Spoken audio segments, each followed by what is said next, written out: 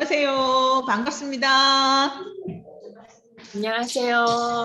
안녕하세요. 반갑습니다. 반갑습니다. 네, 네. 너무 힘들지 않으시면 비디오를 켜주시는 분들도 좀 있으면 좋겠는데, 지금 현재 저희가 이 강의를 온라인, 오프라인 동시에 지금 하고 있어서 혹시라도 약간의 문제가 발생할 수도 있습니다. 네, 저희가 처음 해보는 거라서 동시 송출은 문제가 있더라도 이해해 주시기를 부탁드리겠습니다. 반갑습니다. 잘 오셨습니다. 유가을 전도사입니다. 잠시 기도하고 오늘 시간이 됐기 때문에 시작하도록 하겠습니다. 좋으신 주님 은혜를 감사합니다. 이렇게 좋은 날 기독교 인문학에 대해서 함께 생각해 볼 수 있는 좋은 시간 저희들에게 허락하여 주시니 감사합니다. 오늘 이 시간 아버지 하나님 이 강의를 통해서 이 시대에 포스트 코로나 시대에 알맞는 선교가 무엇인지 우리가 무엇을 고민하고 어떻게 전해야 할지를 심도 있게 고민하는 그런 좋은 시간 될 수 있도록 주님 은혜를 더하여 주시옵소서. 주님께서 함께 하여 주심에 감사하고 예수 그리스도 이름으로 기도합니다. 아멘. 현장에 계시는 분은 안 보이시겠지만 현장에도 몇 분이 계십니다. 네. 오늘 특별히 주제를 포스트 코로나 시대 선교를 위한 기독교 인문학 살롱 이렇게 거창하게 저희가 정했는데, 사실은 어떤 분한테는 인문학이라는 게 편안하고 익숙하게 들릴 수도 있고 어떤 분에게는 인문학 뭐지 하실 수도 있고 그럴 텐데, 사실 이제 오늘을 첫 시간으로 인문학이라는 게 뭔지 한번 생각해보고 기독교 인문학은 사실 어떻게 생겼을까, 어떻게 나왔을까, 어떤 걸 내용으로 하고 있을까, 이런 것들을 너무 깊이는 사실 시간적 제한이 있어서 할 수 없을 것 같지만 핵심은 좀 우리가 나누고, 그럼 이것을 통해서 앞으로 우리가 전도한다면, 선교한다면, 또 우리가 신앙생활을 한다면 어떻게 적용할 수 있을까라는 그런 고민을 좀 함께 해보고 싶어서 이 강의를 준비하게 됐습니다. 제 시간이 끝난 다음에는 실제로 이제 인문학 우리 불문과 교수님이 인문학을 실제로 어떻게 하는지 작품을 분석하고 작품 속에서 뭘 볼지를 이렇게 아마 리딩하시면서 알려주실 것 같아요. 그래서 오늘 우리에게 정말 인문학이라는 것이 생소하지 않고 다 들은 다음에 끝난 다음에는 아마 이런 건가 보다, 물론 한 번에 다 알 수는 없지만 대충 깨달을 수 있는 그런 좋은 시간이 됐으면 좋겠습니다. 그래서 좀 아까 말씀드린 대로 포스트 코로나 시대 선교를 위한 기독교 인문학을 위해서는 이 세 가지를 오늘 한번 나눠보려고 합니다. 첫째는 인문학이란 뭔가, 두 번째는 인문학이 어떤 역사를 가지고 있는가, 그리고 기독교 인문학은 어떻게 생겼는가, 그리고 이제 마지막으로 기독교 인문학에 선교적인 어떤 의미가 있느냐, 가능성이 있느냐, 혹시 어떻게 할 수 있을까를 한번 같이 고민해보는 그런 시간으로 준비했습니다. 쉽게 표현하면 사실 오늘은 당대하고 어려운 철학과 사상과 문화와 예술과 모든 것이 망라된 긴 2000년의 역사를 우리가 함께 볼 건데, 그럼에도 불구하고 핵심적인 단어를 통해서 핵심은 이거구나, 왜냐하면 상세한 내용은 우리가 여러 가지 정보들이 있기 때문에 그 핵심적인 내용, 키워드를 가지고 고민하는 그런 시간이라는 걸 좀 생각해 봐 주시고 오늘 함께 고민하면 좋겠습니다. 인문학이란 쉽게 말하면 사실 인간하고 연결되어 있습니다. 인간에 관련된 근원적인 문제, 사상 문화를 연구하는 학문이다, 이렇게 돼 있는데, 인간에 관련된 근원적인 문제 뭘까요? 나는 누구인가? 나는 왜 태어났나? 이런 거 있죠? 이런 고민 해보셨죠? 저는 사실 중학교 1학년 때 이런 고민을 너무 심하게 하다가 그래서 사실 여러분도 한 번쯤은 내가 왜 태어났나, 나 왜 살고 있나, 아마 이런 고민을 한 번씩은 해보셨을 것 같아요. 그렇죠?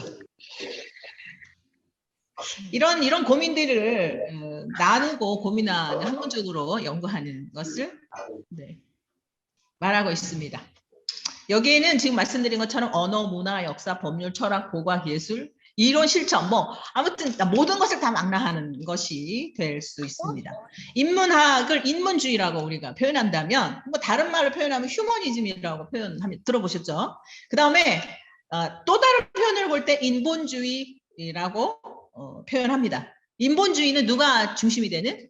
인간이 기본이 되는.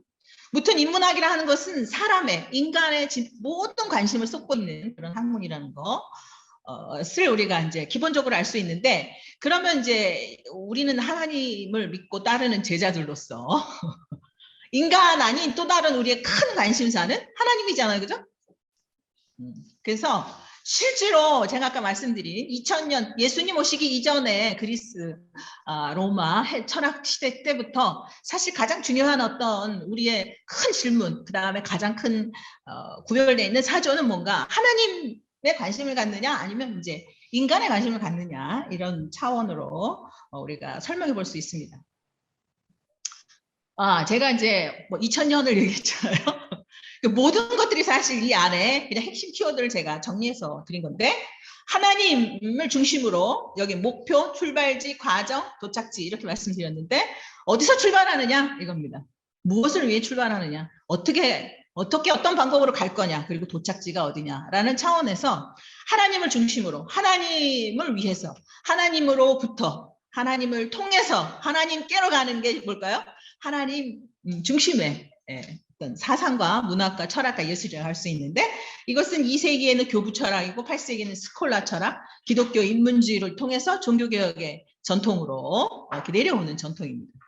인간은 사실 아까 인문주의, 인문학이라고 하는 건 원래 헬레니즘 로마에는 사실 뭐 신과 인간이 거의 동실되는 이런 시대였는데, 14세기서부터 르네상스 운동이 시작되면서 휴머니즘, 인문주의 뭐 전부 다 인간을 중심으로 왔다가 결국은 이제 그 다음엔 모더니즘, 포스트 모더니즘, 지금까지 와 있는, 그러니까 14세기 이후로는 하나님께로, 16세기 종교개혁 이후로 모든 사상과 대부분의 주류가 하나님께로 돌아가지 못하고 있는.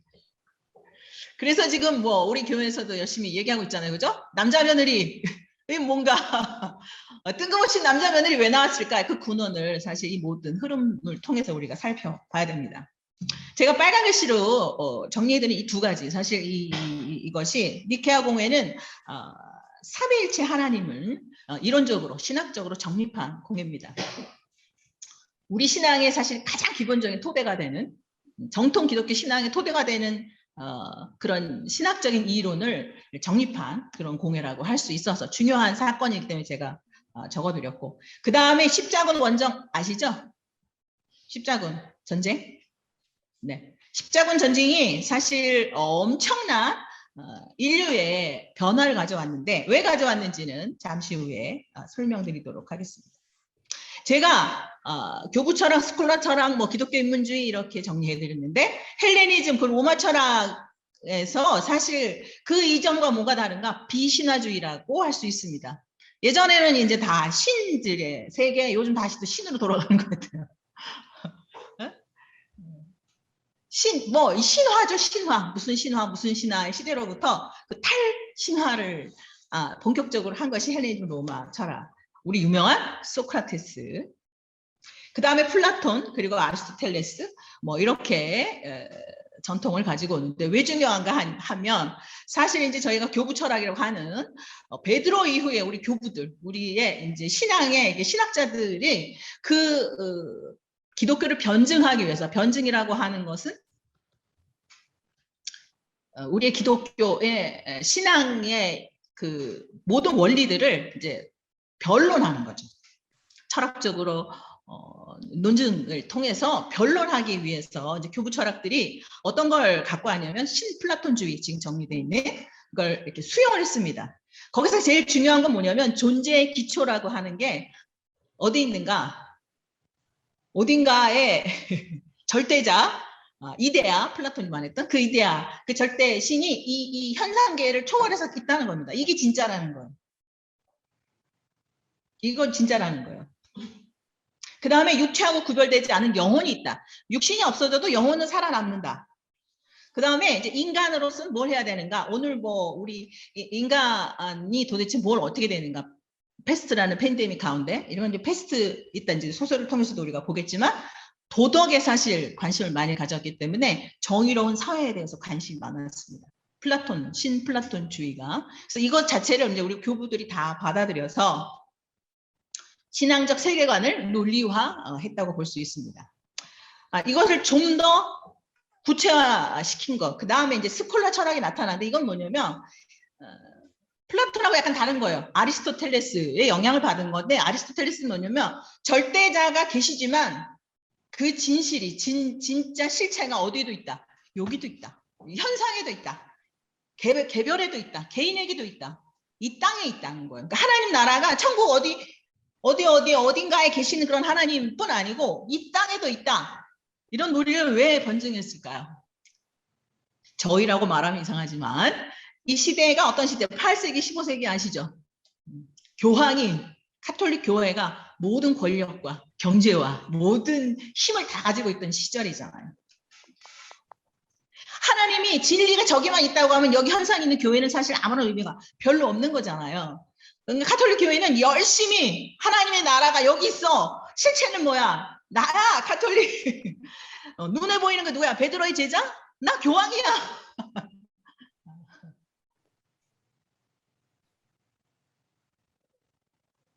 결국은 이제 이런 논리를 계속해서 발전시켜 나간 겁니다.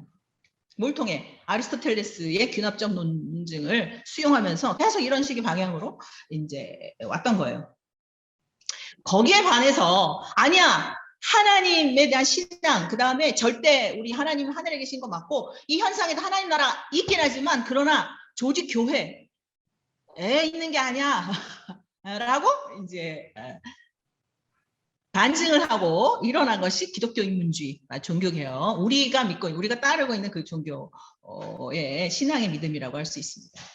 이거에 반해서 인문주의는 뭐라고요? 인간의 존재가 중요하다고 말씀드렸어요. 이 사람들이 뭐라고 외쳤는가? 신으로부터 우리를 해방시키자. 그래서 해방시키려면 뭔가 도구가 필요하잖아요. 그걸 뭐로 잡았는가? 그리스 로마 철학으로 잡았다는 거예요. 그 시대가 진짜 왜냐면 그때는 신과 인간이 거의 동시되는 그런 분위기에 있었으니까. 고전 학문의 부흥을 통해서만 인간성이 회복될 수 있어. 왜냐면 여러분 중세 제가 아까 말씀드렸죠. 교회는 완전하지만 중세 교회는 사실 조직 교회로서 보편 교회로서 전 세계 모든 교회 아시죠? 조직 해서 교황청이 모든 걸 다 가지고 있습니다. 그건 하나님, 그거는 신앙 아니고 그건 사람의 조직이잖아요. 그죠? 교황 사람인데. 그래서 이제 오늘 밑에 나온 십자군 원정이 일어나게 됩니다. 십자군 전쟁을 일으킨 동기는 사실 예루살렘에 가서 우리 지금 하는 것처럼 예수님의 우리 신앙의 흔적들을 볼 수 있게 해달라. 그러나 이제 거기는 이미 이슬람 세력이 있었기 때문에 이 십자군 전쟁을 200년 동안 하는데 어떻게 이제 사람들을 괴롭혔는가? 전쟁에 참여하면 지은 죄를 다 용서받을 수 있어. 하나님의 전쟁이니까. 그러면서 이제 모든 사람들을 동기부여를 한 거죠. 하나님이 성경 말씀에 그렇게 말씀한 적은 없는데 결국은요 아시는 것처럼 200년 동의 전쟁 중에서 딱 한 번 처음에 이기고 계속 졌어요. 그런데 이제 정말 이 성스러운 전쟁을 하면서 이 사람들이 한 것은 무엇인가? 무자비하게 학살하고 약탈하고 이렇게 했던 거예요. 그러니까 십자군들만 지나가면 교회 완전 학을 떼는 거예요. 도대체 뭔가 저 괴물들은 뭔가.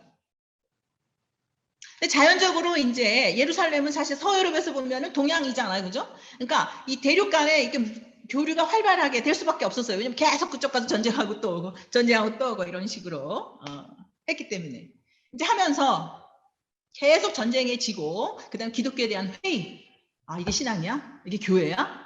이제 이런 회의들이 일어나면서 르네상스를 일으키게 됩니다. 또 하나도 제가 이제 중요하게 보는 것은 패스트. 오늘 이제 소설 패스트를 이제 주제로 삼고 있는데 이 패스트가 왜 중요한가? 우리 지금 팬데믹 겪고 있잖아요. 코로나 바이러스, 코로나 팬데믹을 4년 만에 유럽의 3분의 1이 다 사망해서 없어져 버렸어요. 여러분 아시는 것처럼 중세는 개인이었고 그냥 농노, 봉건주의, 장원제도 다 우리 배웠잖아요, 그렇죠?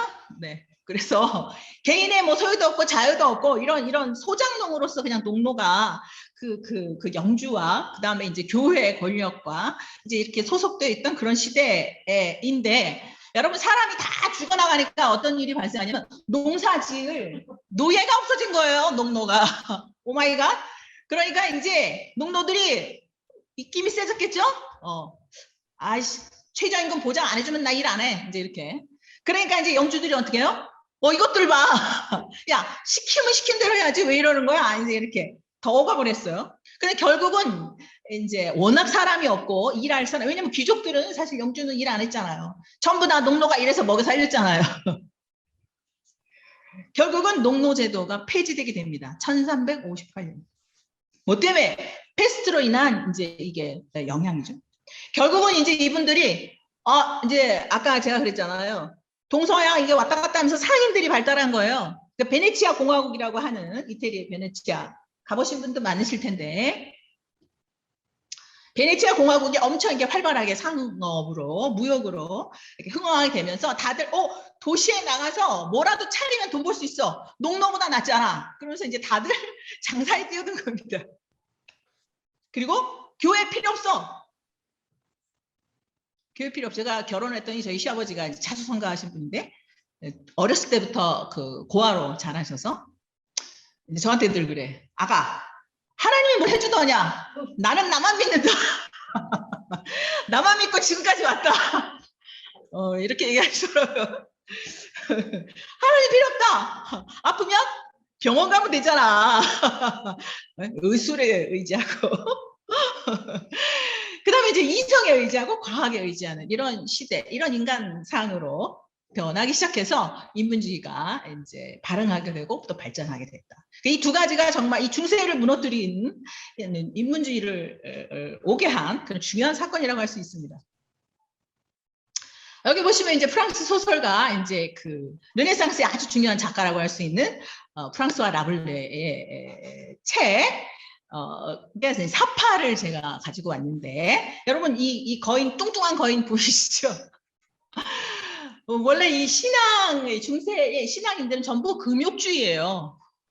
예전에 뭐 많이 먹어야 두 끼, 한 끼 뭐 이렇게 먹었던 중세의 시절에 이 인간은 이쪽 얼마나 먹는지 보시죠. 옆에 그 까만 그림 위에 쪽을 보시면 자기 손에 먹을 게 있는데 어때요? 딴 사람이 숟가락으로 또 떠먹여주잖아. 탐욕.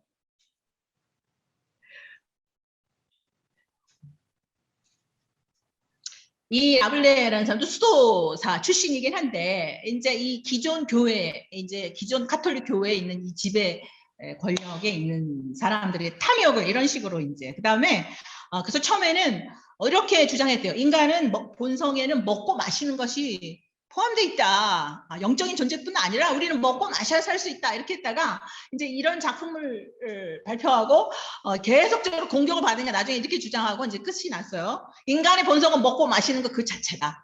그거 이외에 아무것도 없어. 이건 뭐냐면 이분이 이제 여러분 이해될 게 하나님을 버리는 인간의 감히 그런 생각을 할 수 없었던 시절이에요.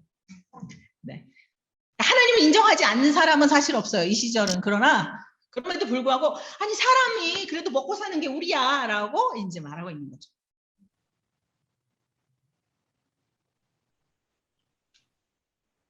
그래서 이제 이 인문주의는 건전한, 여기서 이제 인문주의의 중요성은 뭐냐면 건전한 인간성, 인간에 대한 긍정의 시각이 있던 거예요. 사람은 그 안에 도덕을 행할 수도 있고 뭔가 이렇게 긍정적인 우리가 이제 선한 능력이 있다. 그리고 그 선한 능력 인간에 의지해서 뭔가 우리는 낙관론 뭔가 잘 될 수 있어, 잘 살 수 있어, 잘 인간의 문명, 인간의 모든 것들을 잘 해결해 나갈 수 있어라고 믿은 게 이제 인문주의인데 결국은 여기 우리 18세기, 19세기 여러분 이제 계속해서 뭐 산업혁명이 와서 진짜 믿었죠? 와 역시 인간은 위대해. 그런데 1차 세계대전 나고 2차 세계대전 나고 그렇지 않구나. 인간이 이렇게 선한 존재가 아니구나. 라는 것들을 서로 깨달으면서 이게 뭐지? 인간이 이렇게 부조리한가? 이렇게까지 잔인할 수 있나?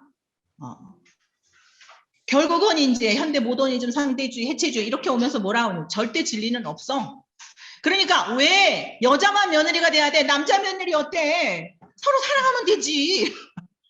야 그거 있잖아 진리 아니야. 왜 남자와 여자 아니 결혼도 진리가 아니지만은 왜 남자와 여자가 꼭 사랑해야 돼? 심지어는 이제 제가 배웠을 때 제가 이제 23살부터 사실 29살, 30살에 제가 한국 돌아왔는데 제가 이제 유학을 원래 전공이 프랑스 문학이고요. 원래 제 논문이나 이런 건 이제 시비평이에요. 인문학에 매우 가까운 그런 사람인데 제가 배울 때도 한참 이렇게 배웠어요. 언어의 의미가 어디 있는가? 이제 수업배 중에 하나는 이제 대학원 다닐 때 언어의 의미가 어디 있는가? 그러니까 다들 뭐라고 얘기하고 선생님 뭐라고 얘기하고 다들 뭐라고 얘기하는가? 의미는 없어. 언어에 무슨 의미가 있어?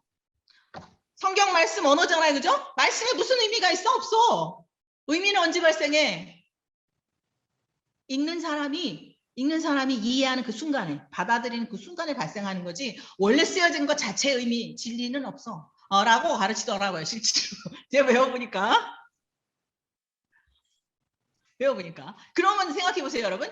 기본이 절대적인 거 아무것도 없어. 그러면 자유롭고 편안하고 행복할 것 같은데 바탕이 없는 거예요, 우리 삶에. 기본적 가치가 없는 거예요. 도대체 뭐야? 뭘 위해 살아야 되는 거야? 뭐야? 그럼 먹고 마셔. 그냥 마약해. 제가 이제 불어권 선교회를 섬기고 있는데 제가 이제 유학 시절 그때 뭐 한 24살, 5살 이런 때 제가 이제 본 그 다큐멘터리 같은 거 사실 제가 되게 충격을 받아서 이 사역을 열심히 하고 있는지 모르겠어요. 근데 뭐냐면 그게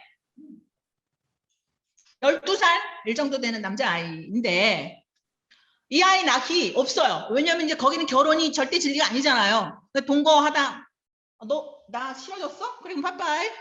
그러니까 애는 낳는데 가정이 없는 거예요. 이 아이가 그러니까 어디서도 뭔가 긍정적인 영향을 받을 수 없으니 이 아이가 이제 마약으로부터 이제 그 기쁨을, 인생의 기쁨, 12살인데 여기 다큐멘터리 그 아이가 스스로 마약을 자기한테 주사하는 그 장면이 저한테 너무 깊이 아직도 어찌 보면 하나님인가 인간인가 우리가 이 주제를 놓고 2000년 이상 인간들이 지금 고민하고 있는데 우리는 고민 안 하죠? 우리 이미 하나님 편이 섰잖아요. 그러시죠? 아멘이시죠? 네. 하나님 편에 섰잖아요. 그런데 우리가 아닌 수많은 사람들은 아직도 인간의 인본주의에 절대 진리는 없어. 여러분 요즘 이제 저희 남편 오늘 별 얘기를 다 하네. 저희 남편이 음악을 전공해요. 그래서 이제 대학원 수업 들을 때 제가 이제 따라가가지고 청강을 저도 좀 했어요. 뭘 배우나? 근데 음악을 틀어주는데 뭘 틀어주냐? 현대 음악 시사 시간이었는데 뭘 틀어줬냐면 피아노를 부수는 소리를 녹음해가지고 들려주시더라고. 부수는 소리. 거기는 화성도 없고 뭐 아무것도 없죠. 그냥 부서지는 그 파편의 조각에 부수는 소리가 음악이라는 거예요. 이게 아름다운 예술이래요. 오 마이 갓. 그래서 제가 정말 충격을 그렇구나. 아까 제가 인문학은 예술의 이론과 예술의 실천까지도 다 표현한다 했잖아요. 그러니까 예술 자체를 그렇게 얘기하는 거예요, 지금 다. 여기 해체주의 나와있죠? 자크 데리다. 인식의 과정이라는 것은 실제를 해석한 해석자의 관점뿐이다. 그러니까 내가 느끼면 그만이야. 내가 좋으면 그만이야. 내 눈에 좋고 내 마음에만 괜찮으면 되지. 왜 너는 우리를 강요해. 실제로 있잖아요. 그래서 결국 지금 전체적으로 뭐야? 염세 허무주의가. 제가 이제 똑같은 팬데믹, 우리 코로나가 이제 팬데믹이잖아요. 이제 지금 많은 기사, 많은 이제 그런 언론을 보면 뭐라고 많이 얘기하냐면 이 코로나가 우리에게 준 것이 뭐냐? 코로나 블루, 그러니까 우울감. 이거 뭐예요? 허무하다는 거예요. 어머. 신앙인들도 허무함을 많이 느낀대요. 제가 많이 듣는 얘기거든요. 뭐냐면 뭔가 모여서 막 찬양하고 우리가 이제 특별새벽 부흥 예배 이제 곧 있는데 막 찬양하고 막 뭐 봉사 나가고 막 할 때는 내 안에 신앙이 있고 내가 주님을 만난 것 같고 내가 뭔가 하나님 안에서 괜찮은 신앙인 듯 싶었지만 코로나로 혼자 딱 단절되고 집에 내 방에 딱 있고 보니 뭐지? 나 주님 믿는 거 맞나? 뭐지? 내 믿음을 내가 뭐 어떻게 보여? 내 스스로가 나를 의심하기 시작하는 거죠. 믿는 사람한테도 똑같이 그런 우울감이 그런 허무함이 왔다는 거죠.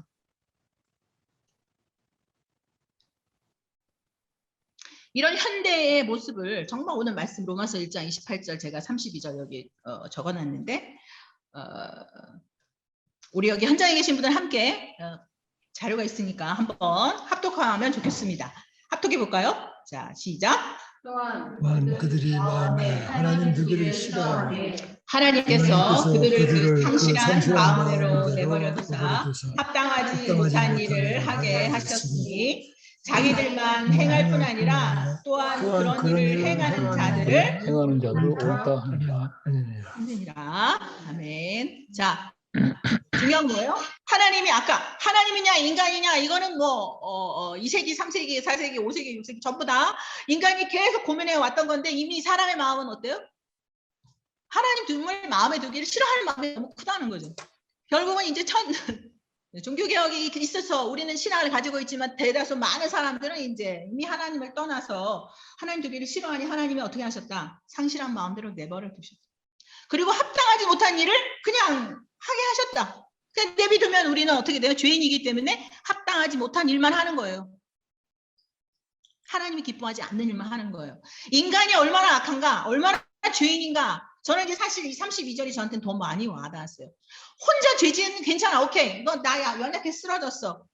그냥 인간이 각자 그렇게만 한다 해도 이렇게까지 심각하게 오염되지 않았을 것 같은데 얼마나 악하냐면 자기들만 행할 뿐 아니고 그런 일을 행하는 자를 잘해. 심지어 이 집사 그렇게 뭐 신앙생활 열심히 할 필요가 뭐가 있어. 나하고 등산 가자. 등산이 나쁜 건 아니에요. 그런데 예배는 그냥 가면서 여기 줌으로 보고 실제로 제가 너무 사랑하는 집사님 한 분이 지금 등산에 빠져가지고 저한테 전사님 저요 꼭 현장에서 예배 드려야 돼요. 그래서 왜요? 그랬더니 저 동산 동호회 가입했는데요. 산만 보면 올라가고 싶고 주일만 되면 자기 산에 가고 싶다는 거야. 저 꼭 교회 와야 되는 거 아니잖아요. 저 신실하게 춤으로 예배 드릴게요. 등산 가기 전에. 자, 여러분 등산이 나쁜 거 아니라 말씀드렸어요. 그러나 하나님인가 인간인가 해서 뭘 선택했는가 중심을 봐야 됩니다. 그리고 이제 모임을 하면은 동료 집사님들한테 계속 이제 얘기해요. 등산의 유익함에 대해서. 언제 유익함에 대해서? 주일날 왜 그러고 있어? 그리고 남편 같이 가봐. 얼마나 좋은지 알아?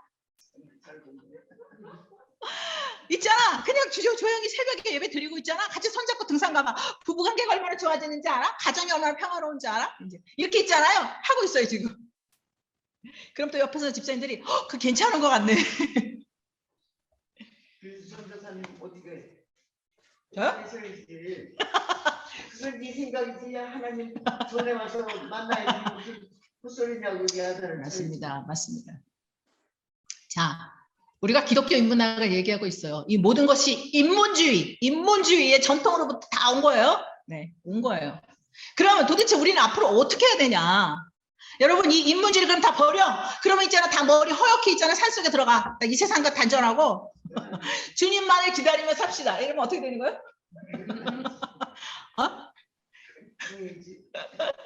그거 하나님 기뻐하시는 거 아니겠죠? 그렇죠?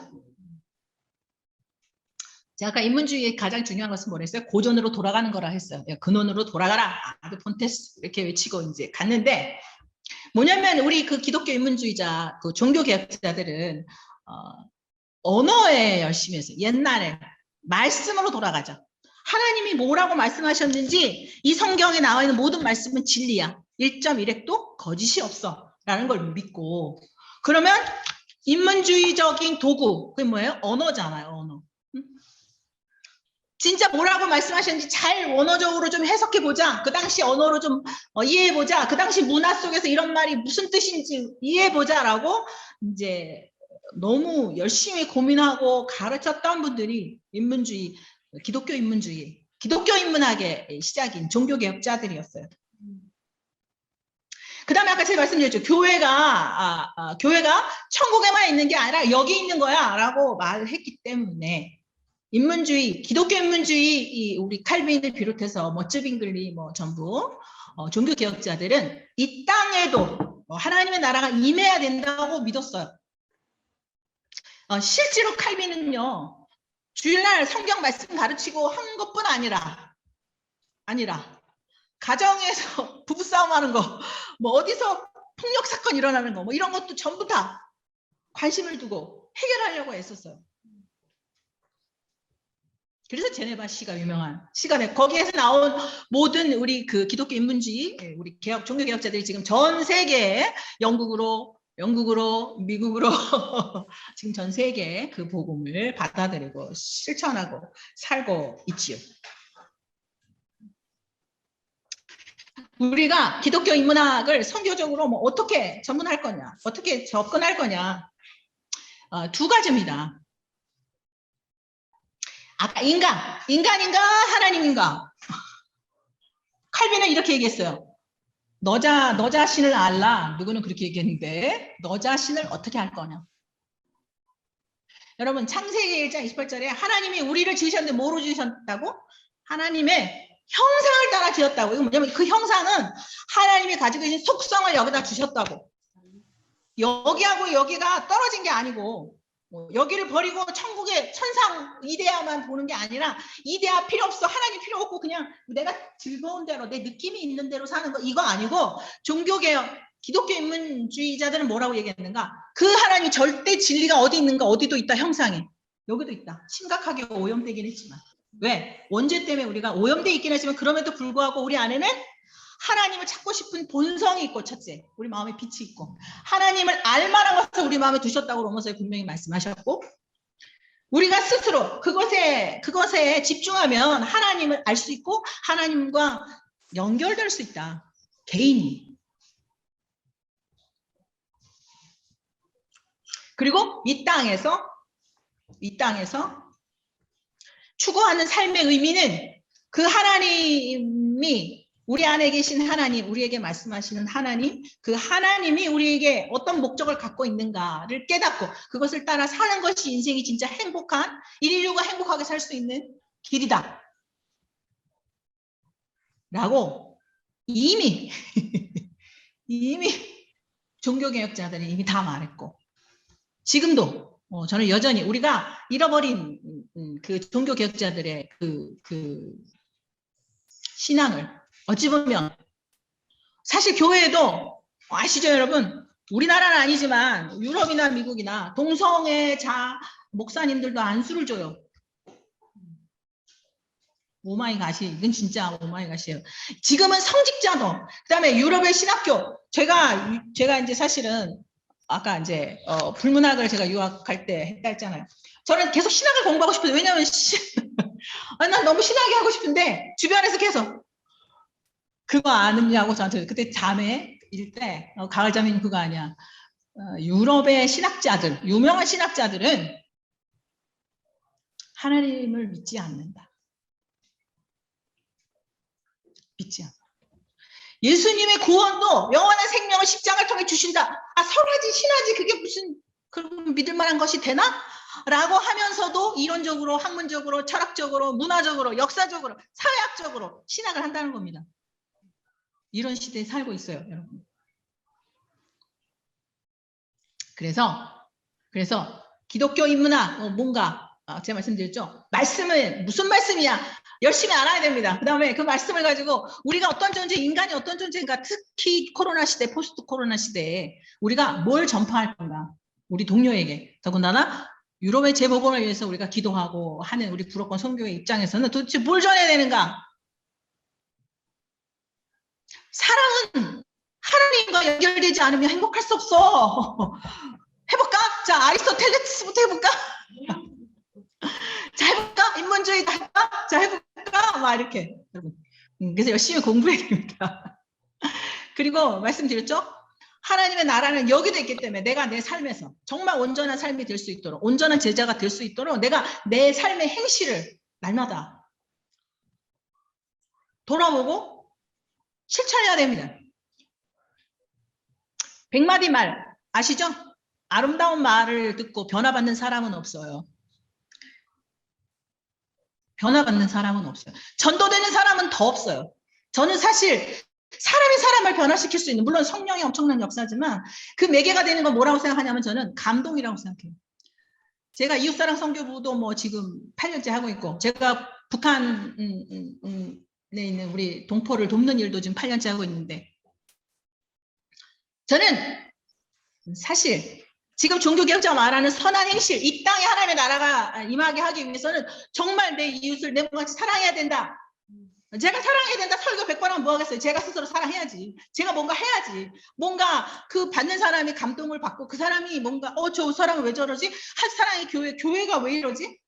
저한테 그런 말 많이 해요. 교회가 왜 이러지? 북한에서도 심지어 교회는 왜 이래요? 우리 왜 도와주는 거야? 유엔도 버렸는데. 아, 우리 교회라서 그렇다. 이렇게 전하고 있어요. 그래서 저는 사실 우리가 이거 저는 첫 번째 기독교 인문학이 뭐냐, 어떻게 생겼냐, 인문학은 뭐냐, 뭐 이런 얘기를 제가 오늘 드렸는데 이게 오늘이 끝이 아닙니다. 끝이 아닙니다. 이게 이제 시작이에요. 이런 질문을 제가 여러분께 던졌고 이 기독교 인문학을 우리가 어떻게 할지, 어떤 분야에서 전도를 위해서는 도대체 뭘 알아야 되고 어떤 방법을 할지를 함께 고민하는 시간을 앞으로 계속 가져보려고 해요. 분기별로 한 번씩 적어도. 그때는 우리가 해와 같이 밝은 얼굴로 현장에서 만나서 여러분이 하시고 싶은 질문 많으시잖아요. 지금 마이크 이렇게 아웃돼가지고 말씀 못 하시는 거? 현장에 오시면은 마음껏 여러분의 의견을 다 얘기하시고 토론도 하시고 우리 같이 기도도 하고 해서 정말 종교개혁의 아름다운 전통을 물려받은 참된 제자로서 살아가는 그런 저희들이 되기를 간절히 바라고, 그런 저와 여러분 되기를 간절히 축복합니다. 제가 마무리 기도하고 두 시간 5분만 쉬고 두 번째 우리 강의 듣도록 하겠습니다. 기도하겠습니다. 주님, 그렇습니다. 하나님인가 인간인가, 인류가 오랜 동안 2000년 동안 고민해온 그 문제 앞에서 저희는 하나님을 선택한 줄로 믿습니다. 주님이 우리를 불러주셔서 우리가 주님을 그렇게 따라가고 있는 줄로 믿습니다. 아버지 하나님, 그 믿음을 확실하게 우리 마음 가운데 되새기는 그런 저희들 될 수 있도록 주님 도와주시고, 이 기독교 인문학 이것을 통해서 하나님, 주님을 아직 모르고 인간에만 집중하고 있는 허무 속에 살고 있는 수많은 우리의 믿지 않는 영혼들을 향해서 어떤 말을 정하고 어떤 행동을 해야 할지 지혜롭게 깨달아 실천하는 저희들 될 수 있도록 주님 도와 주시옵소서. 주님께서 함께해 주심에 감사하고 예수 그리스도 이름으로 기도합니다. 아멘. 감사합니다.